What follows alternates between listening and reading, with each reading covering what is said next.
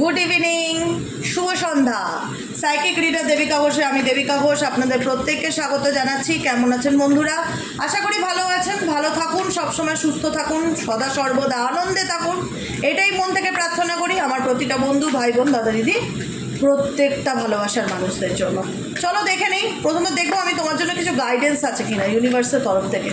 খুব ভালো লাগে, আই লাভ গাইডেন্স, সিরিয়াসলি আমার গাইডেন্স খুব ভালো লাগে। আমি নিজেও সেটাকে মেনে চলার চেষ্টা করি যে ইউনিভার্স আমাদের এই মুহূর্তে কি, আমাদের বর্তমান সিচুয়েশন যেমনই থাকুক না কেন, সেই সিচুয়েশনে ইউনিভার্স আমাদের কি গাইডেন্স দিচ্ছে।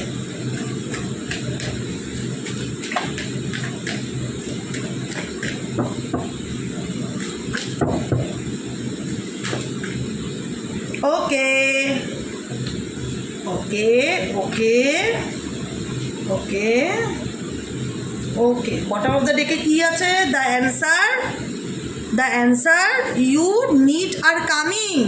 তোমার মনের মধ্যে যে প্রশ্ন চলছে, যে প্রশ্নের উত্তর তুমি পেতে চাইছো, তোমার মনে হয় সেই উত্তরটা জানা আমার খুব প্রয়োজন।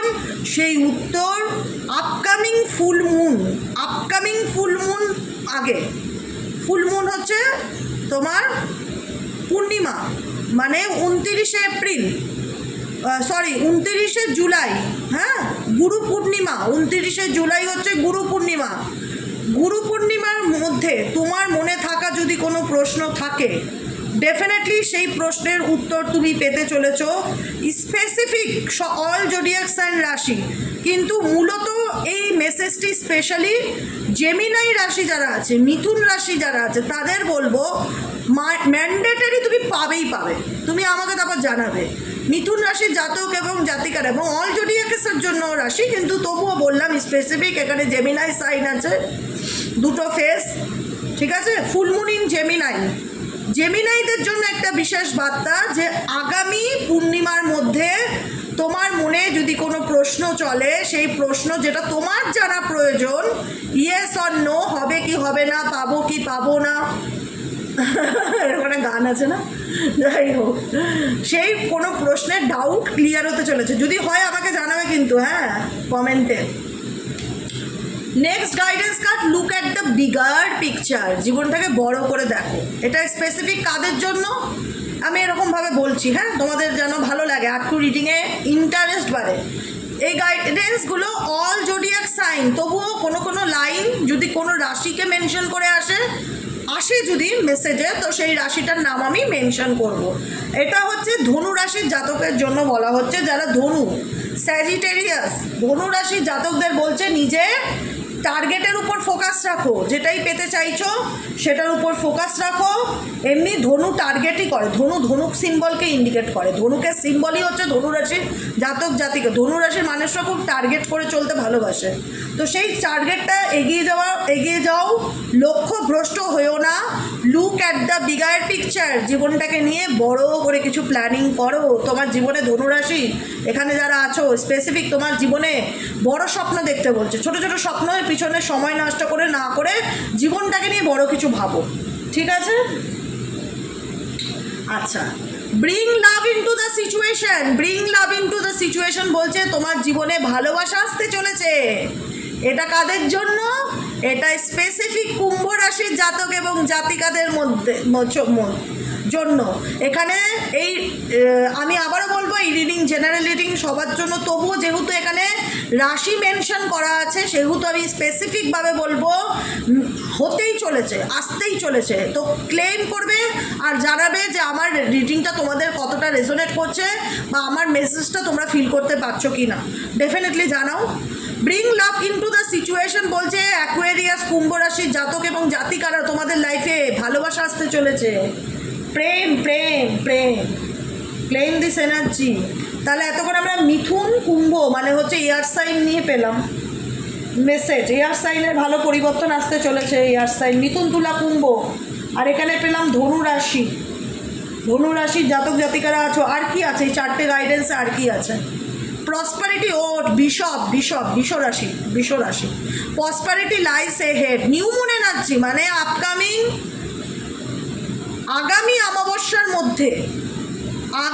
অমাবস্যার মধ্যে, পূর্ণিমা নয়, পূর্ণিমা আসতে তো আর কয়েকদিন বাকি, হাতে গোনা আর 5 দিন বাকি, আজকে 24 তারিখ, 29 তারিখে পূর্ণিমা, সেটা মিথুন রাশিদের ছিল। আপকামিং 5 to 6 ডেজের মধ্যে তোমার জীবনে কোনো সত্য সামনে আসতে চলেছে, কোনো কিছু ক্ল্যারিটি পেতে চলেছো, কোনো প্রশ্নের উত্তর আনসার পেতে চলেছো। আর এখন হচ্ছে বৃষ রাশির জাতক জাতিকারা যারা দেখছো, আগামী নিউমুন এনার্জির মধ্যে, ঠিক আছে, মানে আগামী অমাবস্যার মধ্যে, এখনও বাকি, আগামী অমাবস্যা 20 দিন বাকি, 20 ডেজ, তার মধ্যে তোমার মানি রিলেটেড কোনো কিছু থাকলে, মানি ফিনান্স রিলেটেড কোনো উন্নতি বা কোনো গ্রোথ, টাকা পয়সা রিলেটেড কোনো ব্যাপার, improvement, prosperity lies ahead, prosperity যে কোনো ব্যাপারেই হতে পারে, কিন্তু specific message career, money, finance related কোনো ইমপ্রুভমেন্ট আগামী অমাবস্যার মধ্যে বিশ্বরাশির জাতক এবং জাতিকাদের আসতে চলেছে, ঠিক আছে। নেক্সট কার্ড কি আছে? নেক্সট কার্ড হচ্ছে অল জোডিয়াক সাইনের জন্য, অল জোডিয়াক সাইনের জন্য, প্রত্যেকটা ভাই বোনের জন্য স্যারেন্ডার টু দ্য ডিভাইন। এখানে স্পেসিফিক কোনো রাশি নেই, তাই আমি রাশি বলবো না, ঠিক আছে। ফুল মুন, ফুল মুন হচ্ছে পূর্ণিমার এনার্জিতে, ফুল মুন কার্ড এটা, ঠিক আছে। যে আমার জীবনে যা দুঃখ কষ্ট আছে ইউনিভার্সের কাছে স্যারেন্ডার করো। প্রত্যেককে বলছি, মেষ রাশির থেকে শুরু করে একদম মিন পর্যন্ত, যে টোটাল ছটা করে 12টা রাশি আছে, 12টা রাশির জন্য একই কথা। তুমি বর্তমানে যে পরিস্থিতিতেই থাকো না কেন, সেটাকে ডিভাইনের কাছে স্যারেন্ডার করো। হ্যাপি আমি মন থেকে খুশি মনে আমার জীবনের ভালো মন্দ যা আছে আমি ডিভাইনের কাছে সেটা স্যারেন্ডার করলাম। ওকে, নেক্সট কার্ড কি? নেক্সট কার্ড হচ্ছে নিউ মুন এনার্জি, সিংহ রাশির জাতক এবং জাতিকাদের জন্য এই স্পেসিফিক এই মেসেজ। কনফিডেন্স ইজ কি ইয়োর সাকসেস, কনফিডেন্স ইজ কি ইয়োর সাকসেস বলছে লিও। লিও মানে কি? সিংহ। তো সিংহ রাশির মানুষদের কি আত্মবিশ্বাস থাকাটা খুব দরকার নিজের উপর এবং নিজের কাজের উপর, কারণ আত্মবিশ্বাসী হচ্ছে তোমার সফলতার চাবিকাঠি। তাই লিওর যারা জাতক বা জাতিকা রয়েছো, বা সিংহ রাশির যারা জাতক বা জাতিকা রয়েছো, তুমি মনে করবে জীবনে যদি সফলতা পেতে হয়, তুমি যদি জীবনে অ্যাচিভমেন্ট পেতে চাও, সাকসেস পেতে চাও, তাহলে নিজের উপর আত্মবিশ্বাস রাখবে। এটা হলো তোমাদের জন্য গাইডেন্স এবং অল জোডিয়াক সাইনের জন্য গাইডেন্স কখনো কারুর একার হয় না। আমি একটা কথা বলছি, কেন বলছি গাইডেন্স কখনো কারুর একার হয় না, গাইডেন্স সবার জন্য হয়। কিন্তু কিছু কিছু গাইডেন্সের পাশে না রাশি আসছে, যে কারণে স্পেসিফিক তাদের জন্য আমি মেসেজটা মেনশন করে দিচ্ছি, যে সিংহ, যারা তোমরা সিংহ জাতক জাতিকারা আছো, ঠিক আছে, সিংহ জাতক জাতিকারা তোমরা জীবনে যদি উন্নতি করতে চাও, সাকসেস পেতে চাও, নিজের উপর আত্মবিশ্বাস রাখবে। ওকে, নেক্সট কার্ড কি আছে? ও মাই লিও, সিংহ দুটো পরপর মেসেজ এসছে, সিংহর এই প্রথম দুটো পরপর সিংহ রাশির মেসেজ এসছে। সিংহকে স্পেসিফিক ইউনিভার্স কিছু বলতে চাইছে। ও মাই গড, এটাই বলতে চাইছে, don't let pride get in your way. সিংহ রাশির মানুষদের মধ্যে একটু ইগো বেশি কাজ করে, ঠিক আছে, ইগোটা আসতে দিলে চলবে না সোনা। ইগোই তোমার কিন্তু তোমাকে পিছিয়ে দেবে। তোমার ইগো কোনো মানুষের মধ্যে, সে যত বড় লোকই হোক, যত নেম ফেম সাকসেস থাক, যতই থাক, নিজেকে সবসময় বোঝাবে ইগো হচ্ছে ধ্বংসের কারণ, কিচ্ছু না। ইগো মানুষকে পিছিয়ে ফেলে, এগিয়ে যেতে সাহায্য করে না। কোনো মানুষের কাছে যাই থাক, টাকা পয়সা, নেম ফেম সাকসেস যাই থাক, যার মধ্যে একবার অহংকার চলে আসবে না, সে জীবনে যতই বলুক আমি সাকসেস পেয়ে গেছি, কিন্তু কোথাও না কোথাও সে পিছিয়ে পড়বে। ইগো এগোতে দেয় না, আটকায়, ইগো আটকায়। তাই তোমার জীবনে চলার পথে স্পেসিফিক সিংহ রাশি, আবারও সেম মেসেজ রিপিটেড তোমাদের জন্য দুটো মেসেজ কার্ড এসছে, ঠিক আছে। সিংহ রাশির জাতক এবং জাতিকাদের বলছি, জীবনে চলার পথে ইগোকে আর আনতে দেবে না তোমাদের মাঝখানে। ডাউন টু আর্থ হওয়ার চেষ্টা করো, ডাউন টু আর্থ, অরিজিৎ সিংয়ের মতন। আই লাভ অরিজিৎ, খুব ভালো লাগে, খুব ভালো লাগে। একদম আমার মনে হয় মানুষ হলে এরকম হও, যে একদম ডাউন টু আর্থ হবে, যার মধ্যে 10 পয়সার কোনো অহংকার থাকবে না, যার এত নেম ফেম সাকসেস, যাকে এমন মানুষ নেই যে অরিজিৎকে চেনে না।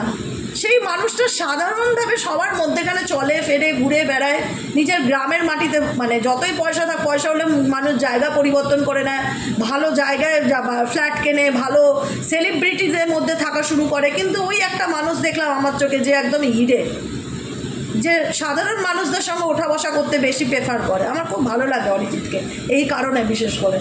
তো পয়সা সাকসেস তো সবই পেয়ে গেছে, কিন্তু অহংকারটা আসতে দেয়নি মাঝে।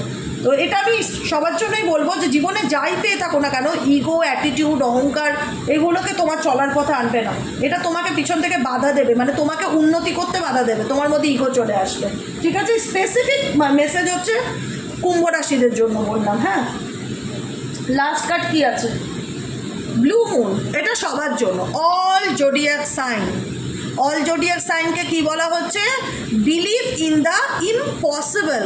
দিদি আমি এটা পারবো না, দিদি আমার দ্বারা এটা হবে না, দিদি আমি কি করব, আমি পারবো।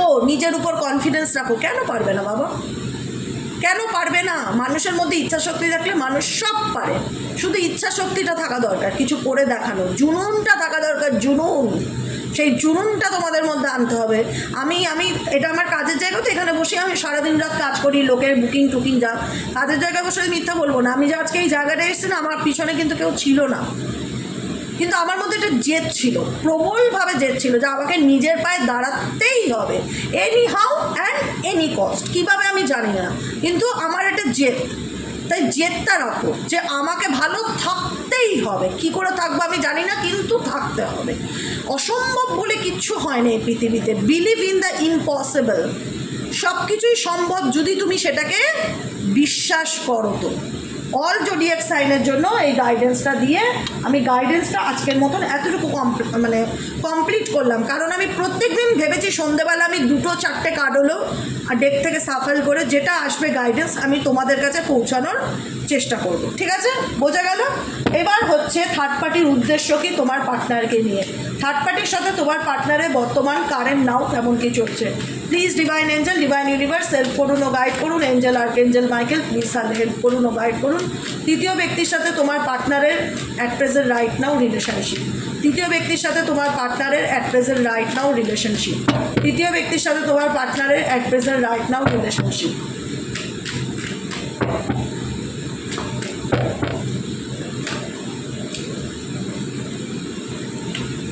বেশি বড় করব না, ছোট রিডিং করব। তৃতীয় ব্যক্তির সাথে কি চলছে তোমার পার্টনারের at present right now? Third পার্টির সাথে তোমার পার্টনারের রিলেশনশিপ কি? 7 অফ কাপস, 9 অফ কাপস,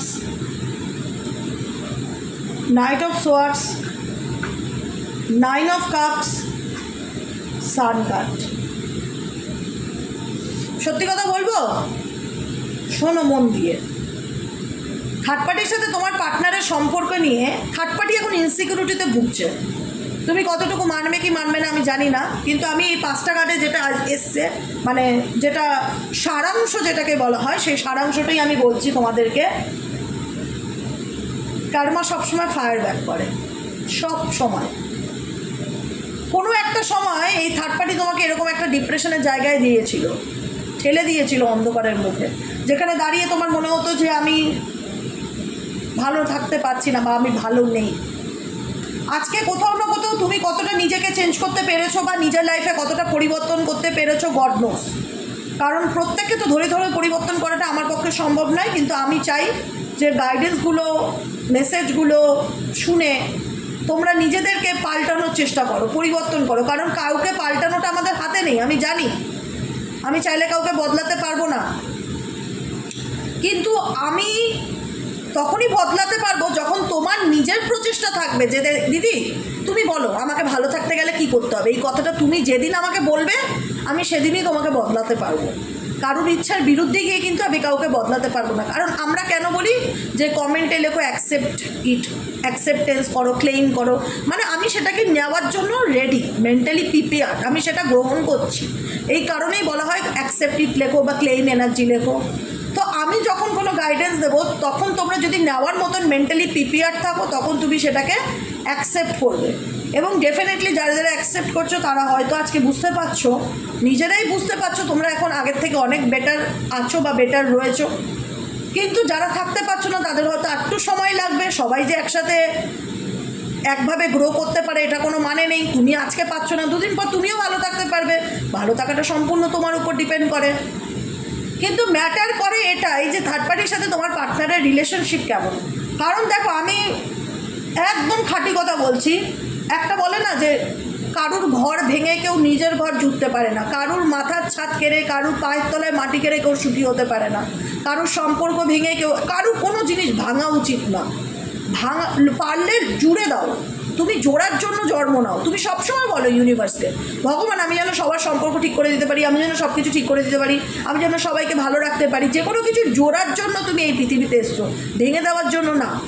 আর যে তোমার সম্পর্ক ভাঙার জন্য এসেছিল সেই মানুষই কিন্তু কোথাও না কোথাও এই সম্পর্ক, তার ব্যক্তিগত লাইফ, তার যে কোনো কিছু নিয়ে সবসময় ডিপ্রেশনে থাকে, স্পেসিফিক রাতের দিকে। তার মধ্যে অনেক নেগেটিভ থট, চিন্তাভাবনা, ইনসিকিউরিটি, একটা ফিয়ার ভীষণ রকম কাজ করে যে কী হবে কী হবে। হয়তো দামি পালঙ্কে শুয়ে আছে, হয়তো দামি বেডশিট নিয়েছে, সমস্ত কিছু লাক্সারিয়াস লাইফস্টাইল আছে, কিন্তু মনের শান্তিটা নেই। মনের শান্তিটা নেই, থার্ড পার্টির জীবনে মনের পিসটা নেই। কেন নেই? বিকজ তোমার পার্টনারের বডি ল্যাঙ্গুয়েজ, বিহেভিয়ার তাকে মানসিক শান্তি দেয় না। তোমার পার্টনারের বডি ল্যাঙ্গুয়েজ, বিহেভিয়ার তাকে মনের যে একটা হয় না সুকুনকে নিন্দ, মানে মনের শান্তিতে ঘুমানো, সেই শান্তিটা দেয় না।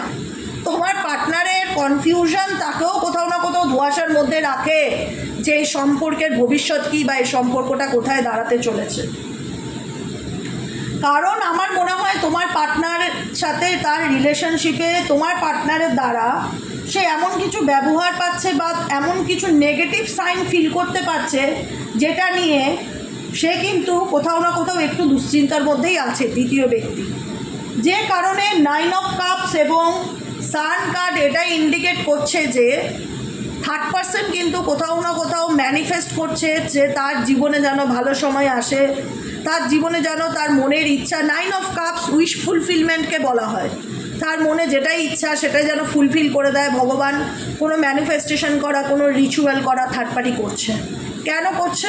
সান কার্ড বলছে তার জীবনের আনন্দটা হারিয়ে গেছে, এখন তার জীবনে খুব খারাপ সময় বা নেগেটিভ টাইমকে থার্ড পার্টি ফিল করছে, যে কারণে থার্ড পার্টি ম্যানিফেস্ট করছে যে সে ভালো আছে, সে হ্যাপি আছে, সে কোনো রকম কোনো রিচুয়ালস করা, কোনো রকম কিছু করছে যেটাতে সে পজিটিভ থাকা যায়। পজিটিভ থাকার চেষ্টা থার্ড পার্টি ডেফিনেটলি করছে, কারণ থার্ড পার্টি চায় তার জীবনে ভালো পরিবর্তন আসুক, নিউ বিগিনিংকে ইন্ডিকেট করে, নতুন করে সে তার জীবনটা শুরু করতে চায়, ভালো সময়ের অপেক্ষা করছে। সান কার্ড, সান সবসময় হ্যাপিনেস, জয়, পজিটিভিটি এগুলোকে ইন্ডিকেট করে। তো তার জীবনে কোথাও না কোথাও সে একটা পজিটিভ দিক দেখতে চাইছে, সেটাকে ম্যানিফেস্ট করছে। সে কিন্তু পাচ্ছে না, সেই সময়টা কিন্তু আসেনি, কিন্তু সে ম্যানিফেস্ট করছে যে তার জীবনে কী করলে ভালো সময় আসবে। এটাই হচ্ছে থার্ড পার্টির কারেন্ট ফিলিংস তোমার পার্টনারকে দিয়ে। এবার দেখবো তোমার পার্টনার থার্ড পার্টিকে নিয়ে কী ভাবছে, এগুলোকে সাইড করে দিই। এবার দেখবো তোমার পার্টনার থার্ড পার্টিকে নিয়ে কী ভাবছে, তোমার পার্টনার থার্ড পার্টিকে নিয়ে কী ভাবছে।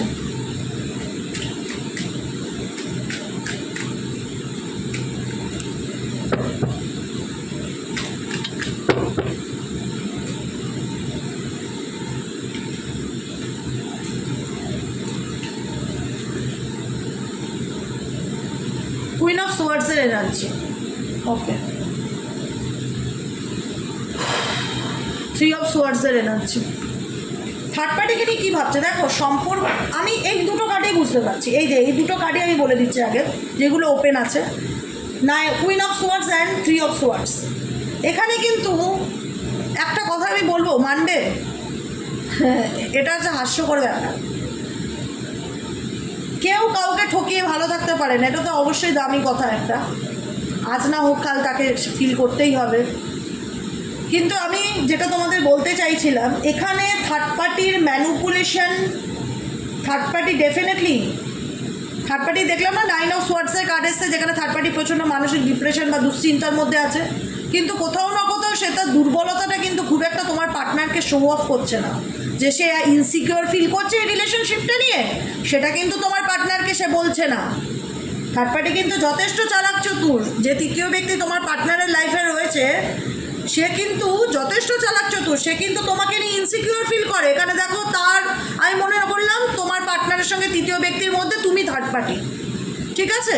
সে কিন্তু তোমাকে নিয়েও কিন্তু ইনসিকিউরিটি ফিল করছে, তোমার পার্টনারকে নিয়েও ইনসিকিউরিটি ফিল করছে, কিন্তু সেই দুর্বলতাটা সে বুঝতে দিতে চাইছে না। সে এমন ভাব দেখাচ্ছে যেন তার কথাতেই সব কিছু হয়, সে যা বলবে তাই, সে তার মোট কথা তৃতীয় ব্যক্তি, সে তার ম্যানিপুলেশন তোমার পার্টনারের উপর সর্বদা চালিয়ে যাচ্ছে, বিকজ তার মধ্যে ইনসিকিউরিটি আছে, ভয় আছে যে সে যেন আবার তোমার জীবনে ফিরে না আসে, সে তাকে ছেড়ে চলে যাবে না। তো অনেক কিছুর ফিয়ার এই ব্যক্তির মধ্যে কাজ করে, কিন্তু এই ব্যক্তি বা ফিমেল যেই হোক এতটা চালাক যে বুঝতে দিতে চায় না, বুঝলি তো, এতটা চালাক যে বুঝতে দিতে চায় না, এমন ভাব দেখায় যে সব কিছু ওকে আছে, ফাইন আছে, সব কিছু তার ইশারাতেই চলছে, কিন্তু এটা তার কাছে একটা ইনসিকিউরিটি ব্যাপার। তুমি তার কাছে একটা নিরাপত্তার অভাব বোধ করাও, তোমার পার্টনারকে নিয়ে এসে একটা নিরাপত্তার অভাব বোধ করে স্পেসিফিক, বিকজ সে জানে কোথাও না কোথাও তুমিও আছো এই ব্যাপারে, যে কারণে সে এমন ভাব দেখায় যে যাতে সে তার হাতে এখনও সব ক্ষমতা আছে, কিন্তু সে ভেতরে ভেতরে জানে যে তার মনে কি চলছে। পেজ অফ ওয়ান্স, অনেক দিনকার সম্পর্ক থার্ড পার্টির সাথে, ঠিক আছে, অনেক দিনকার সম্পর্ক, এবং এই থার্ড পার্টি রিলেশনশিপটা ওদের অনেক দিনকার, মানে খুব কিউরিওসিটি ছিল যখন রিলেশনশিপ ছিল না, যখন যাদের বাহ্যিক সম্পর্ক, ফ্যামিলি মেম্বারের কথা বলছি না, খুব উৎসাহ ছিল এদের রিলেশনশিপটা গড়ে ওঠা নিয়ে। ইভেনচুয়ালি হয়তো বিয়েও করেছে বা ম্যারেজেরও ব্যাপার হয়েছে, বা ম্যারেজ বিবাহিত হতে পারে, এর সাথে থার্ড পার্টির সাথে বিবাহের সম্পর্ক থাকতে পারে, ফ্যামিলি রিলেটেড ব্যাপার থাকতে পারে। The chariot and the fool card. এখন ব্যাপারটা কী হচ্ছে, শুরুতে সব কিছু খুব সুন্দরই ছিল, তৃতীয় ব্যক্তির সাথে তোমার পার্টনারের সম্পর্ক শুরুতে সব কিছু সুন্দরই ছিল, কিন্তু রিসেন্ট কারেন্ট এনার্জি যেটা ফিল হচ্ছে যে থার্ড পার্টি কোথাও না কোথাও তোমার পার্টনারকে প্রচণ্ড ডাউট করে, এবং সেই ডাউটটা মেবি তোমাকে নিয়ে, আর এতে কিন্তু তোমার পার্টনারের কিছু আসে যায় না। কেন?